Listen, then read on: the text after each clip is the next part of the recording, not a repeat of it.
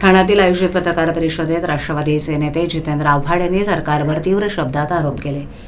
MMRDAच्या एका प्रकल्पाचा उल्लेख करत त्यांनी सांगितलं की 1300 कोटींचा खर्च वाढून 2700 कोटींवर कसा पोहोचला याचा जाब विचारायला पाहिजे. परवानगीशिवाय वर्क ऑर्डर कशी दिली गेली हा गंभीर प्रश्न त्यांनी उपस्थित केला.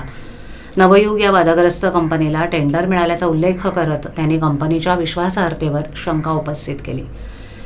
आव्हाड यांनी ठाणेकरांसाठी पाणी प्रश्नावरही आवाज उठवला. 24 वर्षांपासून धरणासाठी लढतोय, परंतु ठाण्यातील नेत्यांनी गांभीर्यानं लक्ष दिलेलं नाही. पाणी महत्त्वाचं की कोस्टल रोड असा सवाल त्यांनी केलाय. मुंब्रा येथील वादावर प्रतिक्रिया देताना त्यांनी सांगितलं की हा लहान मुलांचा वाद असून त्याला भाषिक किंवा जातीय रंग देऊ नये. पोलिसांनी हस्तक्षेप करून परिस्थिती शांत करावी असं आवाहन त्यांनी केलं. दिल्लीतील परिस्थितीवर बोलताना त्यांनी सांगितलं की माणुसकीचा खून होतोय आणि भेदभावानं देशातील एकता धोक्यात येते. मुख्यमंत्र्यांनी वर्क ऑर्डर रद्द करून नवीन टेंडर प्रक्रिया राबवावी अशी मागणी करत त्यांनी सरकारवर भ्रष्टाचाराचे आरोप केले. महाराष्ट्र विकू नका अशी भावनिक विनंती त्यांनी केली. तुम्हाला रस्ता भ्रष्टाचाराच्या गंगेत वाहून जाणारा रस्ता तुम्हाला 2700 कोटी, हा रस्ता जाईल 5000 कोटीपर्यंत आणि 2700 कोटीचा रस्ता आहे ना, याच्यात 10% ऑलरेडी आतमध्ये आलेले आहेत.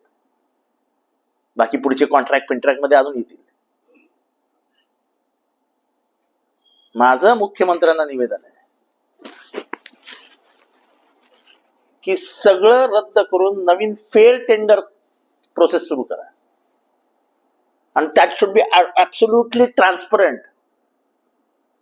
कसं झालंय, बाजारात शर्ट विकायला ठेवायचा, पण आदल्या रात्री शर्ट कोण घालणार आहे त्याला बोलवून माप घ्यायचं. खांदा किती लांब आहे, बाही कितपर्यंत घ्यायची, तर सगळं डिझाईन करायचं. त्याला जाता तुझा घरी दुसऱ्या दिवशी शर्ट बाजारात विकायला आणायचा. हा शर्ट विकायला आहे आणि संध्याकाळपर्यंत त्याला कोणी यायचं नाही, गिरायकच नाही. संध्याकाळी एक माणूस येतो सांगतो मला पीठ बसलाय, घालून निघून जातो. इतका सोपा भ्रष्टाचार केलाय. फक्त काय, आंधळ दळतंय, कुत्र पीठ खातंय, ते पण जाऊन भुंकतंय.